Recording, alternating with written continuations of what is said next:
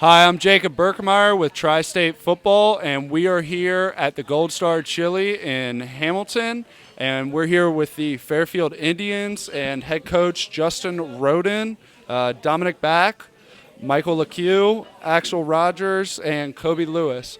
So, first off, Coach, got a little change of scenery here, and so we were talking earlier. You got started in June, so I just want to, kind of ask how that transition's been and everything for you. It's been, be honest with you, pretty smooth, pretty easy. Kids are great, so it's a lot of them getting a feel for me. Building that relationship and that trust piece. It's a little bit easier when you've got good players and good talent and a program that's honestly just had a little bit of bad luck the last couple of years. I mean, Coach Krause is a good man, a person I respect a great deal. So it's not like I'm coming into a program that doesn't have talent, is in a really bad place. It just needs a little bit of some new blood, so a few new coaches, and just a little bit different perspective on things. So I don't have to go in there and, completely change things. So it's so far so good, and I think everybody at the table would say they're excited to get started and hit somebody a different color on Thursday.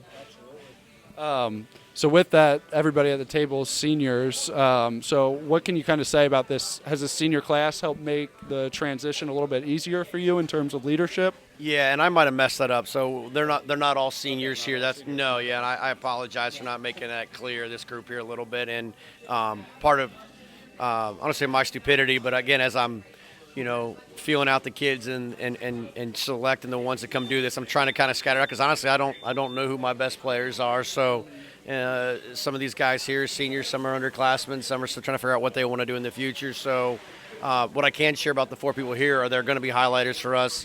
They're damn good athletes, they're damn good football players. They're committed to seeing this through and through. So the reason why they're here today are they're people that I think the community of Fairfield are going to root for on Fridays and be proud of how they play the game.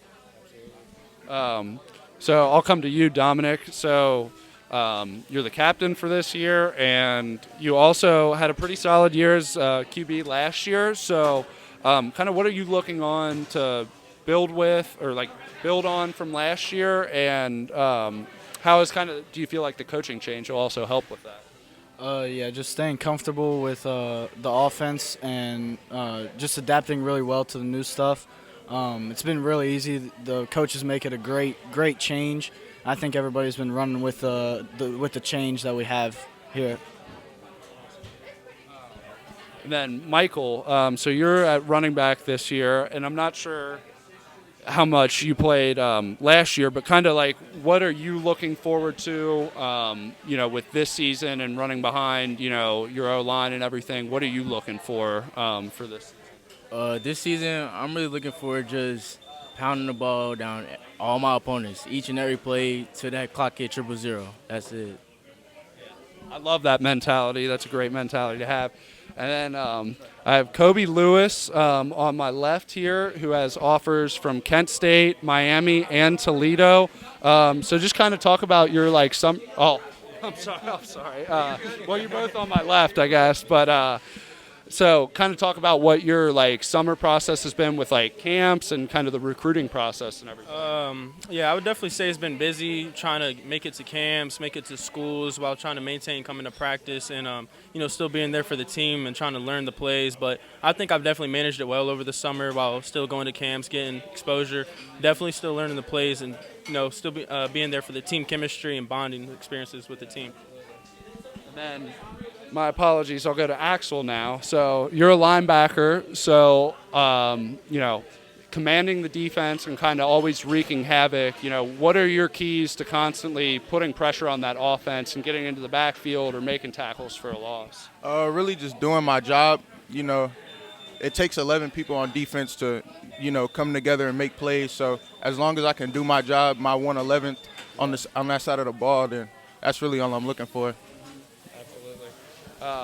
And so you guys start off with Wayne this year. So like he kind of referred to earlier, how excited are you guys to finally hit somebody other than each other? Really excited. Really you know, excited? can't wait. Is that all around? Everybody's excited for that. And then, what scrimmages have you guys had, or do you have upcoming scrimmages at all? Yes. On Thursday we got Anderson, Taft, and Northmont, a 4-way scrimmage. Definitely look forward to that one. You know, facing other teams, finally hitting someone in a different color, and then preparing us for Week 1 Wayne. And that's something that I can all say everyone at this table is really looking forward to. I'm sure everyone's thought about it without a doubt, has trouble sleeping about it. I know I do. That's something I've looked forward to for the longest now. And then last question for the players. I did this earlier. What is your, if anything comes to the top of your head, your least favorite drill that you guys have done during camp? You got one? Well, it's not really a drill. It's just a conditioning thing, but the Indian mile for sure. Yeah.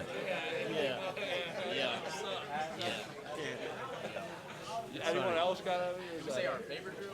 Yeah, you can't say. I'll say my favorite. I'll say the board drills. Board drills? Yeah. Oh, yeah. Board drills are so much fun with that competition.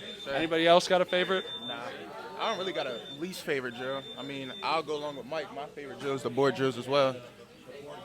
It's always going to be a staple of our program, and the board drill is essentially just you versus another person, and it's you driving the guy backwards, and you can't hide. And I think that's here we're just trying to bring back that kind of that toughness and that. I'm always going to consider myself a blue collar coach based on where I've been and who I am as a person, and I feel a lot of those kids identify as tough kids. I want to be the team.